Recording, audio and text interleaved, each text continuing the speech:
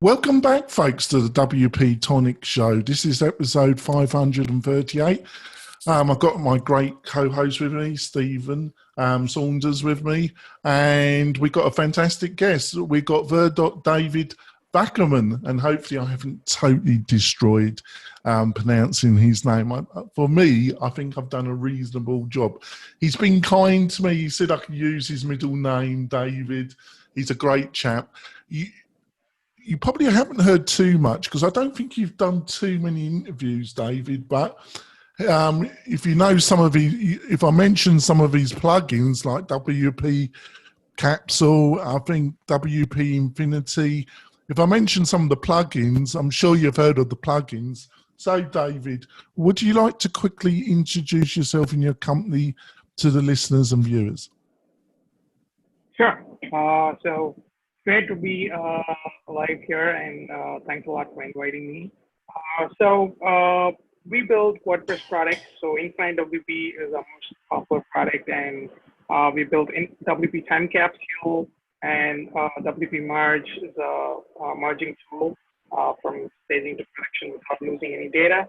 And right now we are building two new products as well, WPCal, which is a booking solution. It's like Calendly, but for WordPress with control and power. And Cartimize, just like Optimize. Cartimize is a tool to make your WooCommerce checkout totally optimized with hours of research and learning. So I think. Oh, that's great.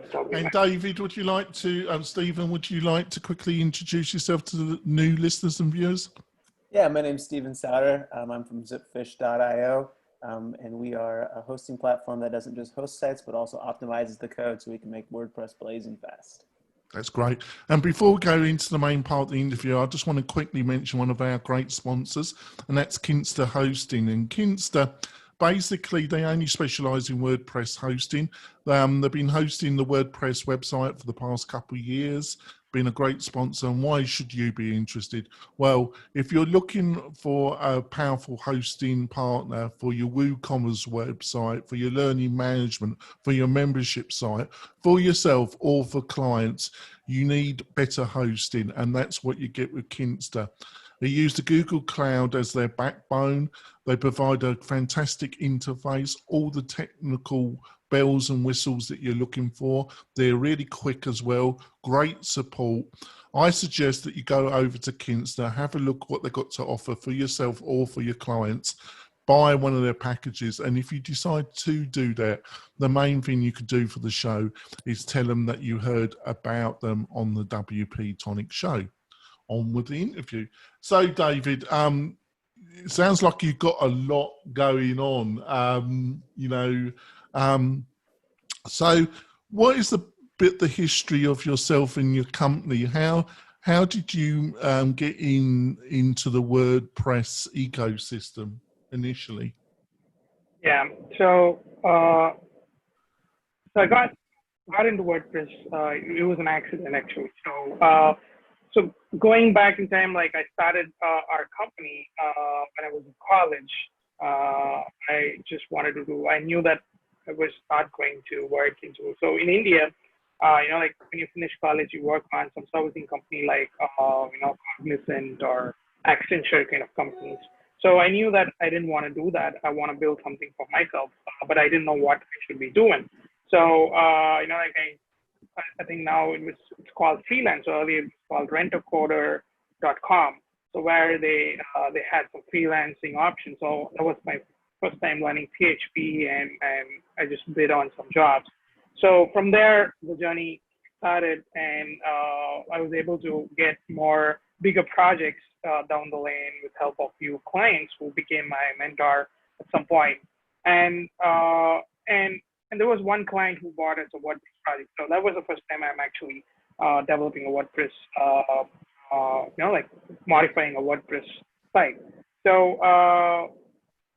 So then it started, and there was another project where they wanted to do something similar to INfintewp, but it was more of a one-time thing where if I post one thing, it needs to be posted to multiple pages. So So then we got thinking, like what if we could do more with that, not just post. So we always wanted to work on that product, but with servicing, it was always you have your projects and there's timelines and all that. So we never got to it.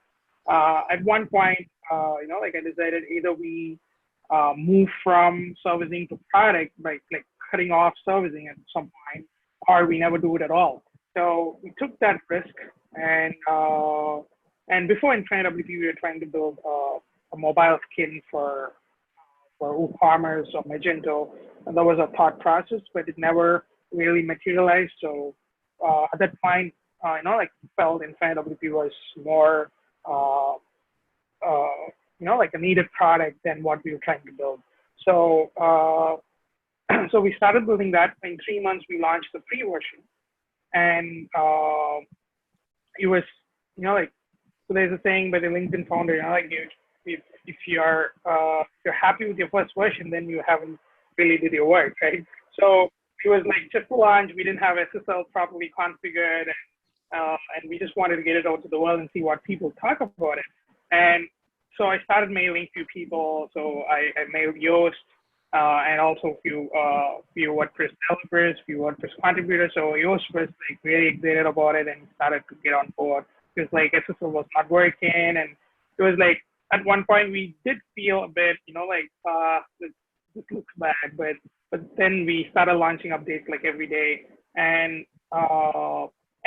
at this point we had no, we closed all the contracts with servicing, and we had no runway per se beyond few months. But thankfully, the client that we had few projects which was extending and paying us our monthly bills. So this was a first product. Like we have never created a product of really making money through it. We did do some open source stuff. So we didn't know what to expect. Like it's all people are using it and people are loving it. People want this and that. So it's all great, but then I'm not sure how many people are going to pay.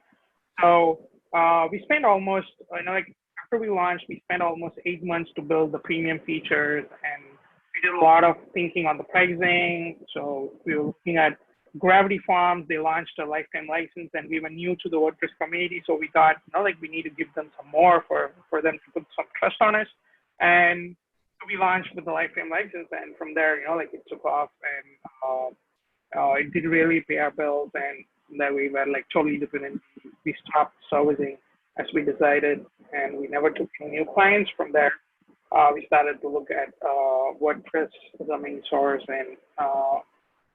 and we started building other products on top of it. So WP10 Capsule was an idea that problem we were facing within WP, taking some resources and stuff. So, and we create a lightweight version and a generic version. And WPmerge was a problem that came into, customers using a staging feature, but then they don't want to get the production data or the staging data overwritten. So we need to create a way to merge that smartly, and there were a lot of attempts on the particular product. Which, I think we stopped there because okay, because I want you to go on to the merge, because that's a really difficult problem, and I have used it. Well, not personally, but some of my team have used it, and it has worked. But so over to you, Stephen. Maybe you want to discuss merge and take over what I've just said. Maybe, I don't know. Over to you. Yeah. So the WPmerge solves a huge problem, especially when you have things like WooCommerce store or forums where there's data that's being updated dynamically, and you're trying to make changes over in a staging site, and then you want to sync everything back together, which is almost an impossible problem if you're just dealing with out-of-the-box WordPress. But WPmerge, has this really cool feature with how it reconciles the databases and merges that data together. How did you first start thinking through the problem and approaching that problem? Because there's been other people that have tried to solve this before. Delicious Brains launched a plugin and then eventually shut it down because they could never quite get it working right. But just that's the problem that a lot of people have tried to solve. No one's done it quite as well as you guys. So I just kind of what was your thought process going into trying to figure out how do you handle those logic problems? Yeah. So so I was excited about the problem like a long back because this was a complicated problem, but Delicious Brain launched it, so I was following up closely, like how they were doing it and what was the problem. So, so one thing that I felt was really challenging is to really write, a rule for each plugin. Like really building compatibility for each plugin. Then it's like the road which never ends because you have one plugin which is storing data in a WordPress post table, or it's storing a data in a separate table. Like you can never, and you really work with the version, and the next version they launch, they change something, and you got to really go and fix it there. And it's something, you can't really give an answer if it doesn't work and say, like another plugin just updated the version and we're not working with them anymore. So from day one, I knew for sure it has to be a generic solution where I wouldn't be going and, building compatibility with each plugin. So that was my thought process from day one. So we were looking at many different ways of doing it. Can we record the query table, like the query hook function, and how can we go about it? So then, like all of a sudden was the light, light bulb moment where I was looking at triggers, and it was like a concept where, like you can update a table, whenever a transaction happens, you can do something with the transaction, putting it into a different table and stuff. So that was the whole, base of that idea. So we started looking at with that point. So right now we create triggers across all tables, and then triggers does most of the recording for us, makes that, like the changes and all that properly structured in a different table, which we use it later on when we merge. So that was really complicated to really structure that and understand the triggers to do the way we wanted. But then we were able to achieve it, with a lot of R&Ds on top of that. So it was a challenging problem for sure. Would you say that was one of the most challenging problems that you tried to solve on WordPress? Yeah, yeah. I believe it. Because we think of one solution and then we'd go. So we kind of pivoted almost like 5-6 times in our solution. So we go with that one direction, and then something happens, and then we have so many hosting environments that we have to deal with. So it was a complete challenge, and we thoroughly enjoyed it. Yeah, it's really cool. And if anybody out there is looking for a plugin to try to sync their local staging environments or their whatever kind of configuration you have. I would say it's the only. I'm making a big statement here, but I think it's the only product on the market, commercial product on the market, that has any track record that actually can do this, isn't it? Yeah, I mean, I've tested some other people's solutions out there. Nothing's quite as elegant as this is, as Merge is. So what is its success rate? If you're using it, what are the chances that it will work? Actually, Dave, I suppose that's a ridiculous question, isn't it? Because you just said there's so many variables, isn't it? You just said it depends on the plugins you've got. So do you give quite a bit of information on your site that supports that particular plugin about how you prepare the website so there's a chance of the biggest success? Do you give a fair bit of documentation and advice on that? Yeah. So it's not plugin specific, so it works. It works out of the box. So we don't really have to educate them on the compatibility with their plugins that they use, but we do have certain ways, like, for example, they can't move the dev environment directly without using our merging tool because we'd have done certain things on the database. So the interesting part is we don't touch the production environment at all. So that's safe there. Whatever running there is completely untouched. We just pull the data first to process it here. So we would do a lot of database changes, like we would change integers, like the auto increment integers and stuff here.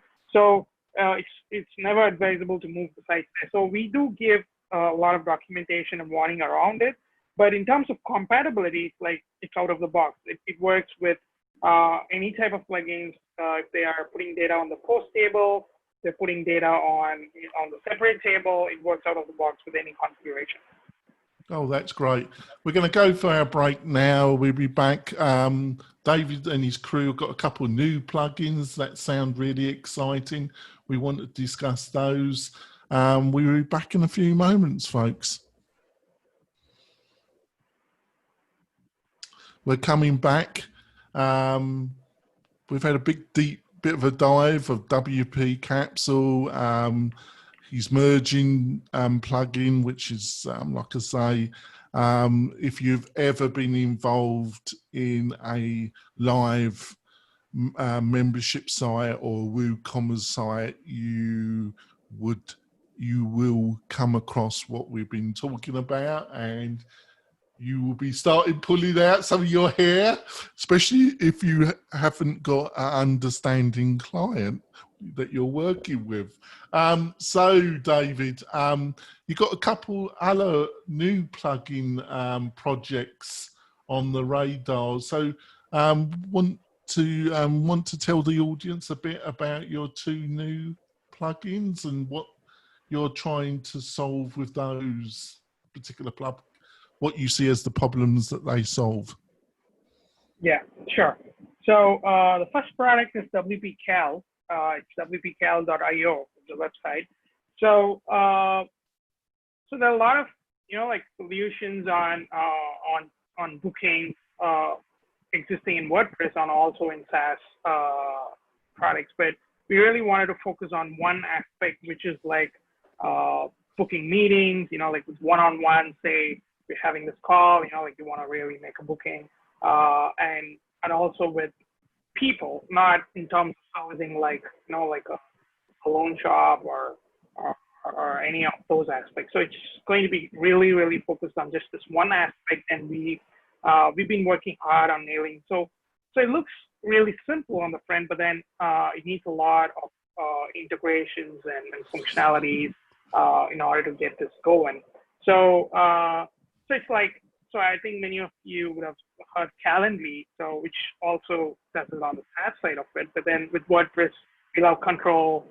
We want to own our data, and like we want to also customize it to our needs. So that's the strength of WordPress. So we wanted to build Calendly for WordPress, where you can customize the look and feel of it. You can put your own CSS, and also your own data, which like all the bookings and everything is on your site. And it's simple, straightforward with all our integrations. So we have put all our learnings of this, like the last 8 years we did with our multiple products. We made sure it is simple, easy to onboard and get it going for users. And we've seen customers completely move from Calendly to us, and they've been happy that it's inside WordPress, and they don't have to really go sign into another platform. So that is WP-Cal.io, and the next product is Compatibility.com.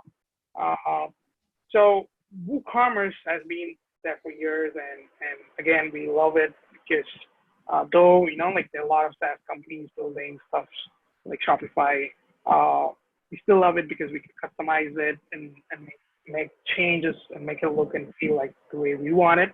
But the checkout has been always, like compared to whatever exists out there in 2020, it has been always not the best, is what we felt. Which we felt we could help the community to improve that.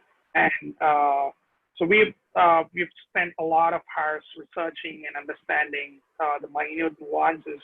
Like for example, when you're asking them a phone number, you need to display, like a phone number kind of a structure so that they understand mentally. It doesn't feel like a lot.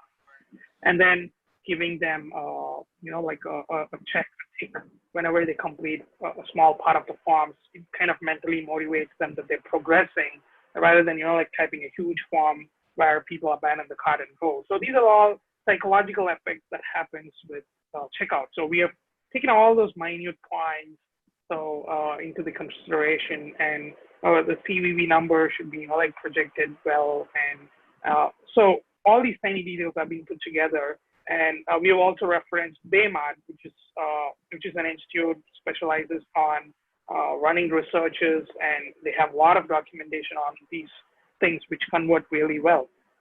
So we've incorporated all that into a single plugin where people just click and install and they get going, and they don't have to do anything on the whole checkout. Whole checkout process goes from, like a complete 360 shift.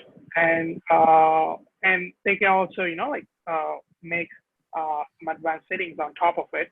But pretty much the whole checkout changes, and it increases the conversion, and the customers who are interacting with the checkout completely loves it. Wow. So which increases the customer, the loyalty. Rightio. So I'll put it over to Stephen. I don't want you to remark about that. No, those are both really cool plugins, because I mean, you're 100% right with WooCommerce. The out of the box kind of what you get oftentimes is not optimized for the whole checkout flow and getting somebody from the cart page through the payment page. So you're right. That's like a need that is definitely there. And also like Calendly, I use Calendly quite a lot, but I'm pretty excited to kind of look into what you guys have going on, because there is an element of control that you don't have, right, when you're using a third-party thing. And that's why a lot of people have found a home in WordPress. That's why I love WordPress, is because you can go and, tweak and change whatever. It's quite interesting, really, isn't it, Stephen, David? There's a lot of competition. There's a lot of competition in that sector, but I don't think one provider has found that product that enables them to dominate the market. I think it's just the problem still hasn't been fully. Like I say, I'm going to repeat myself. There doesn't seem to be one product that really dominates it and does it totally satisfactory, does there? One question I did have is, like, as you build out all these different plugins, how do you decide when to start a new plugin versus when to merge it with your existing? I mean, INfintewp, right, is a large plugin, has quite a big user base that just follows that plugin. But then, you spun out WP10Capsule as its own thing, and WPmerge.io as its own thing. And like, how did you decide to like create separate plugins where you could have put it all together in one big, massive management sort of plugin? Yeah. So I think the whole discussion was about this happened with WP10 Capsule, because that was the first product we were like doing away from INfintewp. So INfintewp itself has like 23 add-ons, which ranges from Google Analytics integration and staging, cloning, and all that.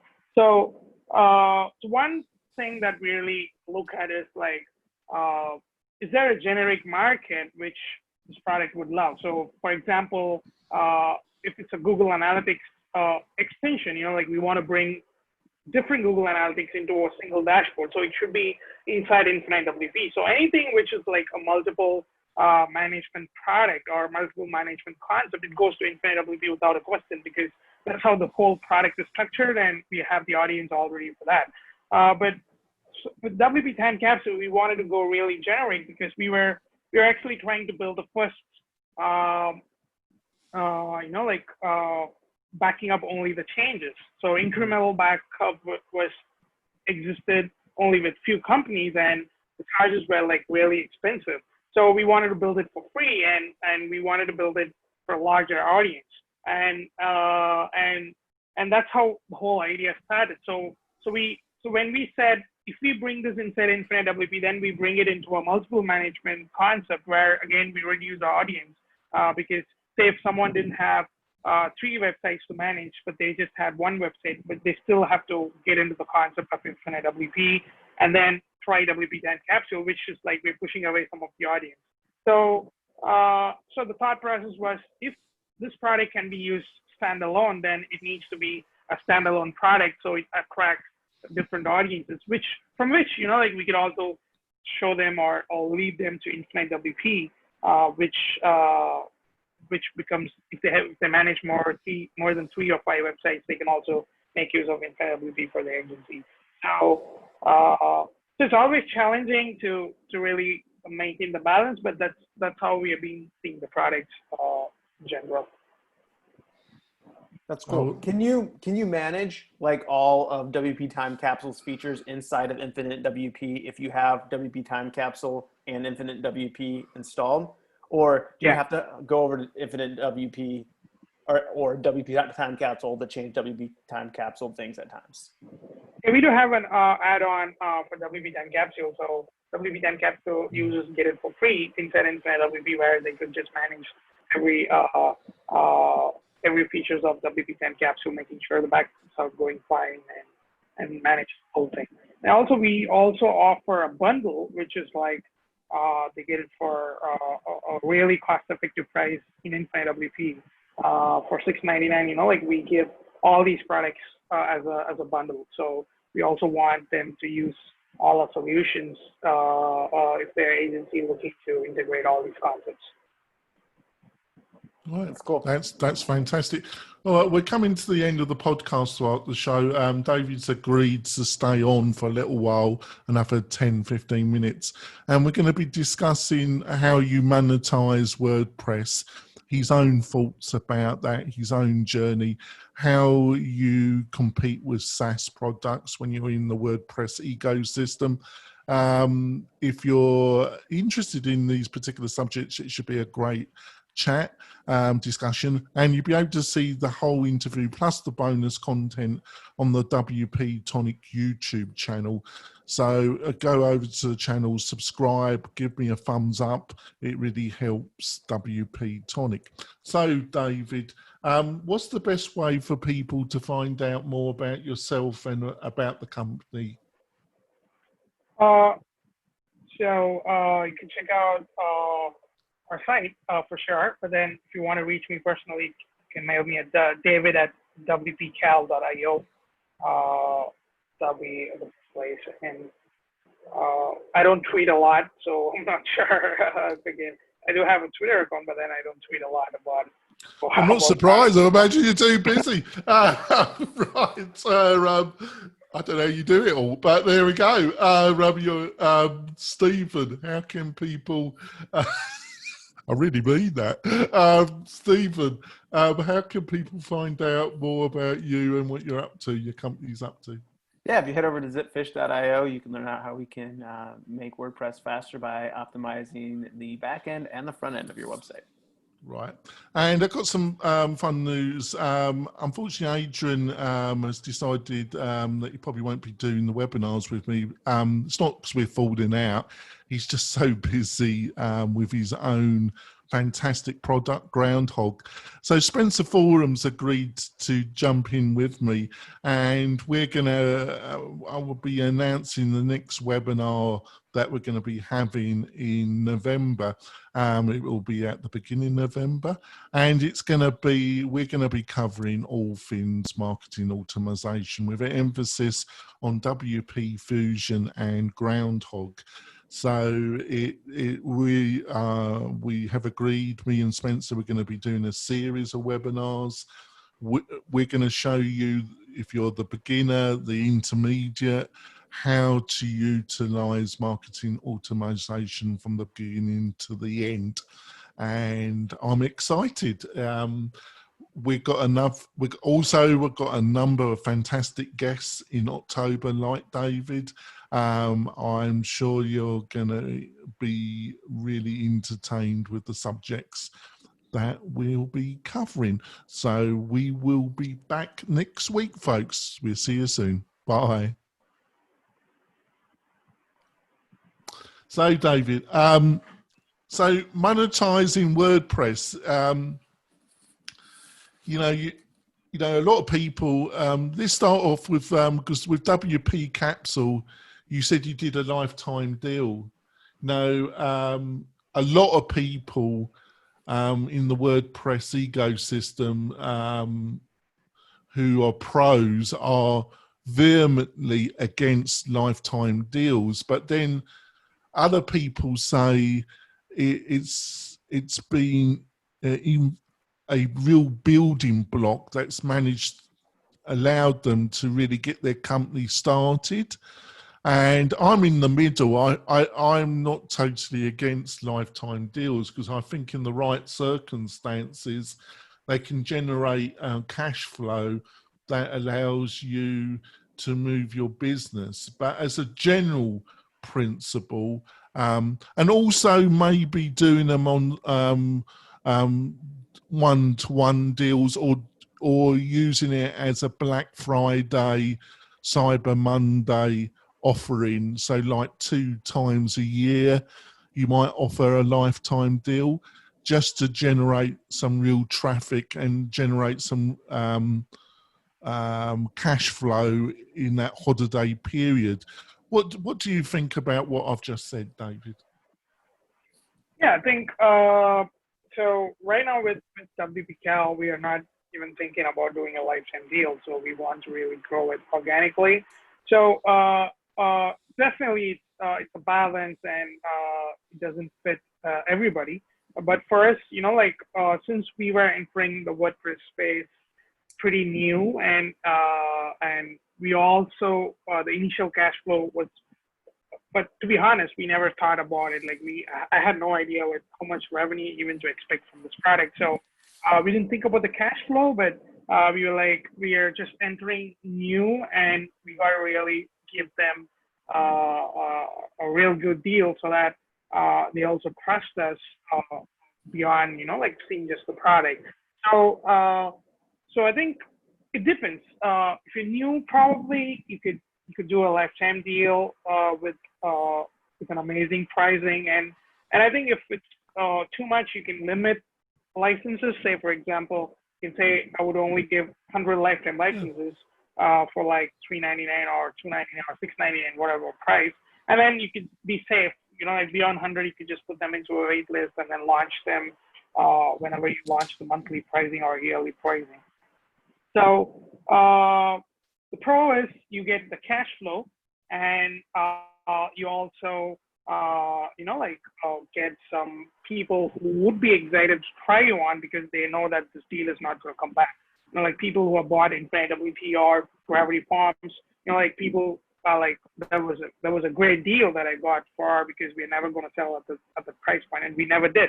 So but the cons is, what happens is you get a huge group of people, and then there's a certain percentage never use your product, but then you get that sense of, like, oh, my sale went really well, so my product is going to be really great and it's going to sell well. But then you get that false sense of product market fit. So that's what, like they call it on the SaaS side of things, where, like your product is really solving a problem, because you don't know that yet.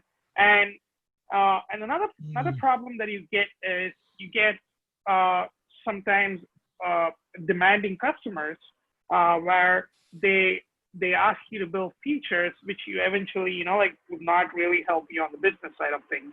But that'll be very specific for the needs.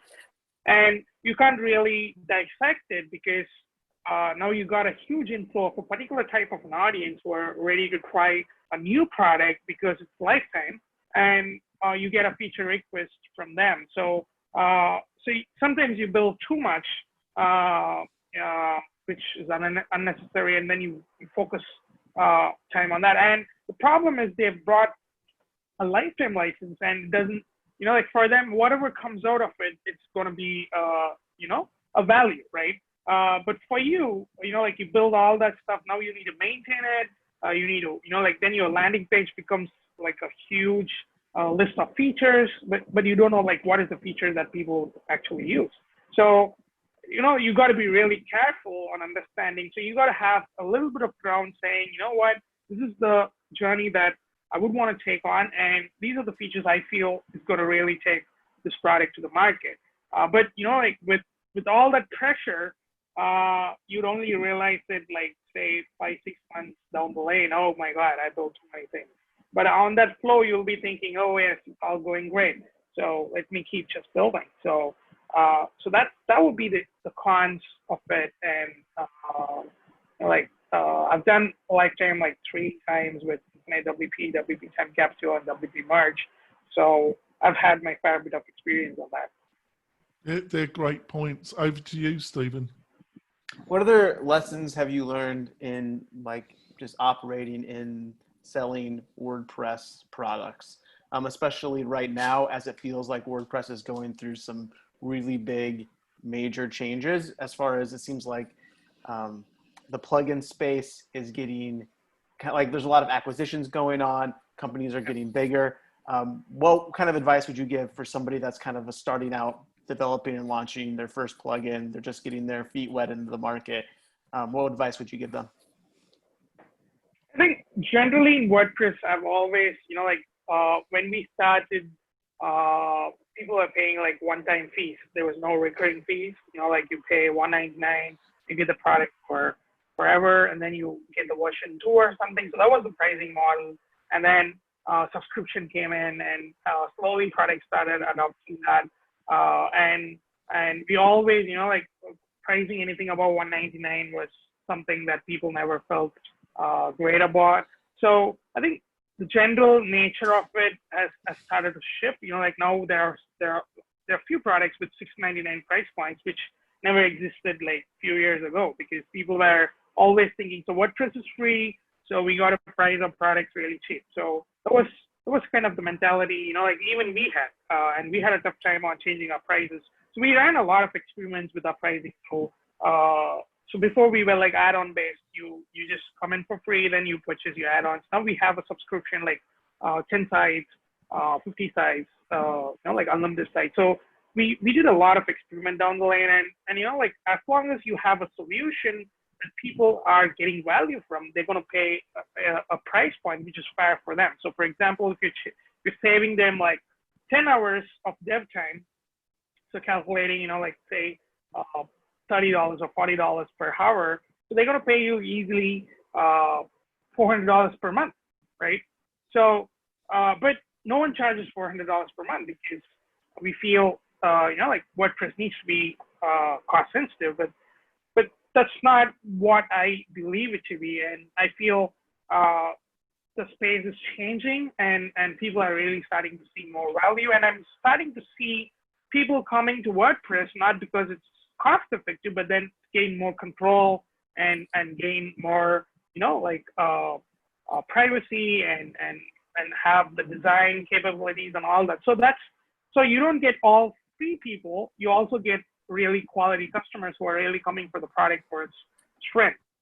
So I think products should really price for the value it gives rather than trying to compete on the cost effectiveness. So that would be one thought process that I've been thinking for a long time, and I'm happy that companies are changing, and we are also going on that direction with the products as well. And advice, I don't know, like you can't really generalize a thing, but if I would want to really give a suggestion, like pick a market that you feel. So there are a lot of products in WordPress, like tons of plugins. And if you go to SaaS, there are a lot of plugins as well, doing something WordPress is doing, and they're also doing on their own. And I think with the recent changes with the cloud, AWS, and all that stuff, the hosting costs have gone really down, and the technologies coming in, and the time to launch a product has reduced a lot. So where scaling is taken care and all that. So now time is everybody can launch a product, and that is a kind of a stage we are in. Maybe 10 years ago, it was really hard to launch a product because you had to learn so much and how to manage hosting and stuff. So you got to really pick a small niche. Like whenever we think, so in general, our mind works on bigger stuff. Like you don't think I need to wake up tomorrow and go for a walk. Like at least for me, I think I need a six-pack, right? So I need to go to the gym and have a six-pack rather than actually thinking about the first step. So we always think we need to have more functionalities on the product rather than really understanding if I'm serving somebody. We think having more brings more people, but then having more confuses people is what I've learned, because you can't really tell a story. You can't really differentiate yourself. You're like, so the bigger companies do it because they've gone to a stage where they need to be that way. But then when you're starting small, you need to have a very specific story. And that story should be pointed on one thing and one specific thing. That's it. So that would be my, that has been my learning. And that would be my suggestion, where you just pick one thing and you do it really, really well. And it's really hard to pick that thing because your mind confuses you, like, why would people just come to me? Like, this company has everything. But then if you do that really well, you'll get the right audience who need that much of an intention on that particular functionality. So then you build your audience, then you start, like, add more functionality. Then at some point you can become generic when it really makes sense. So I think that would be my suggestion. Cool, thanks. That's great advice. Picking one thing is always hard though, because you always want to pick everything. Yeah. That's so I also think that a lot of, for obvious reasons, a lot of, let's say a commercial WordPress plugin, it looks at its other plugin competitors, but I always feel that some of the real competition comes from the SaaS competition, from outside WordPress, really. And I always sense that sometimes people get a little bit, I don't know how to put this, David, they get a little bit, I'm struggling here, obsessed with what's going on in the WordPress ecosystem, and they don't really see the bigger picture. Do you think there's anything to what I've just said, or am I just waffling, David? No, I think I get your point. So I think summarize from what I understood is, so people are worried about the competition inside WordPress, but then the real bigger thing is happening on SaaS, which people are not focusing much on, where that's coming towards, like taking away the lunch. Yeah, I think, like you're in a kind of a mind space where you're fighting. So I think there are a lot of plugins which inside WordPress, unfortunately, they fight for prices. So, like you're looking at this competitor, so how can I price myself down and then get this customers? But they're not really understanding that there's a bigger market and we can all, like benefit out of it, and focusing on our own strength. And with SaaS, definitely, there are a few companies which also went to SaaS from WordPress beautifully, which is also happening. But with SaaS, like it has a different. So one challenge that I found was, if you have people choosing WordPress because it's cost effective, it's easier, then they hit a particular problem at some point, like, oh my God, I need to maintain, I need to update, and sometimes update breaks my site and I need to fix it. So no, I don't want to deal with this mess. So they move to, something else. They move to Shopify, or they move to Wix, or they move to, like any other solution which does the hosting. So if you look at it from the customer point of view, I need to buy a hosting, then I need to buy a theme, then I need to buy plugins, then I need to configure everything, and then it needs to be maintained as well, because or else it's insecure. Well, funny enough, David, I know a company in the learning management system space that solves that problem, David. my own company, actually, because we provide the hosting, the software, and the support all in one bundle, David. So we're trying to solve in our particular sector exactly what you've just outlined. So I think these were the areas I think the product companies should compete. So how can I make my product even more simple enough? Like how can I really create components, or really partner with, people like Jonathan, where I can give the whole package as a solution, so you don't have to really do all this thing. So I think it's mostly working together rather than trying to compete with each other is what I see would really be beneficial than trying to just get into price wars. Yeah, I think it's always, yeah, it's ongoing. It's going to be interesting to see how all this pans out, really, because I think with WordPress you've got what I would call a module system where you have the overall. Let's say WordPress's operating system, and you have the modules, and the people involved in building the modules, they just concentrate on making their particular module the best. And then you got the SASs, which tend to be Swiss Army knives. So, they, I'm not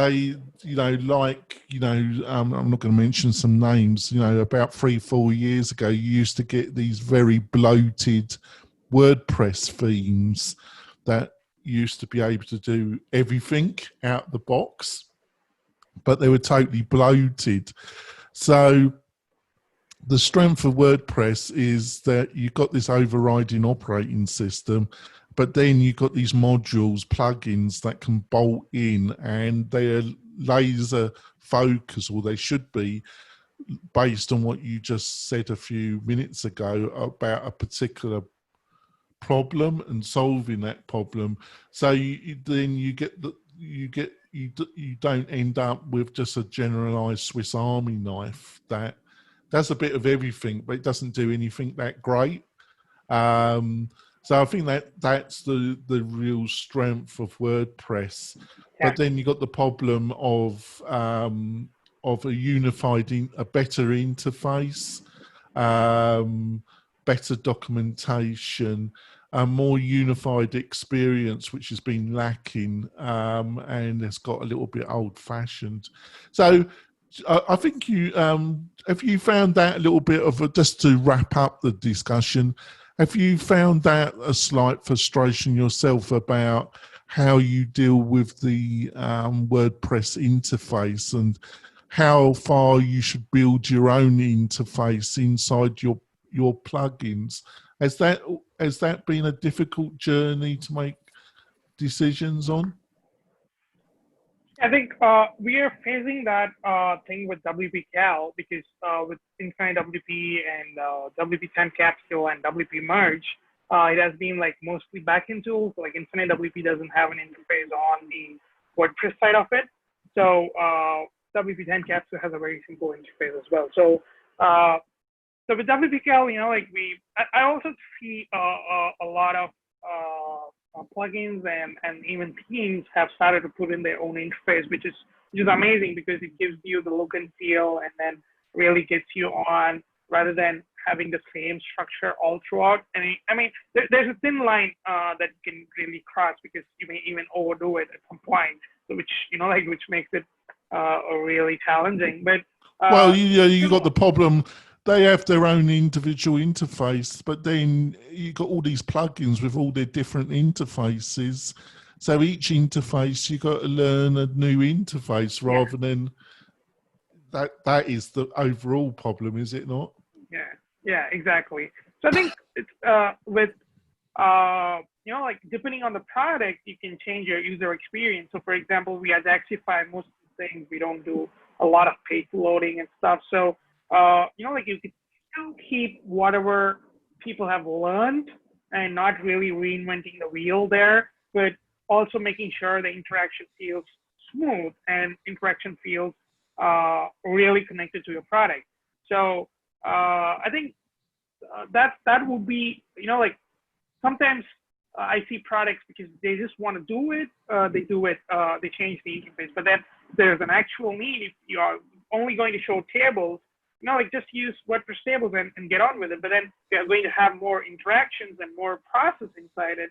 Then you need to really put in your UX, and that really changes the way trying to fit everything into the WordPress angle, because WordPress is built with a specific need in mind, and it's not going to help you in all process. So for example, if you're building a calendar application, if you're building a booking system, you can't really reuse everything WordPress has on that because it's not built for that. And so you got to be really clear. If you're going to be a very basic solution like forms or listing forms and stuff, or if you're not building drag and drop form builder or something, it's very simple list views, then you can use WordPress default, which makes the job simple. So I think people need to really understand the balance. So one more point I got when you said, like WordPress has, like the differences and people focusing on one particular thing to, like going deep into it. So I think that would really put, as a community, WordPress in a better place, because then you'll have products really doing one thing great, and it's easy for customers to choose between them, and there's no bloat, one tool trying to do different things. And I think the major strength is differences. Like you get so many choices inside WordPress, which is actually, I feel, the major strength of the community. Which you don't get in SaaS, right? So if you go to Shopify, all you have is something Shopify built. They do have a marketplace, but then it's completely different from what we see with WordPress. So I think the strength, I do see a lot of teams starting to do that, like really. So there used to be teams doing everything. Now, like they're building it for page builders and then building some add-ons on top of it. So Astra is a good example. They're doing a pretty good job. So I think even with the plugins and even with the products, if the focus is narrow, like we'll have great products inside the community, and that's the thing we're trying to do with WP-Cal. Like we could be building, like a huge booking plugin, but then we're not really going to go for that. We're just going to focus on one-on-one and making bookings with people. So when people see SaaS and they have an alternative here from Calendly, so which really changes the whole spectrum. So just wanted to add that little point. Oh, that's fantastic. Well, thanks, David. Respectful of your time, we're going to wrap it up now, folks. We'll be back next week. I really enjoyed our discussion with David. Thank you so much. In the new year, you have to come back, David. I think it's been a great discussion. We'll see you soon, folks. Bye.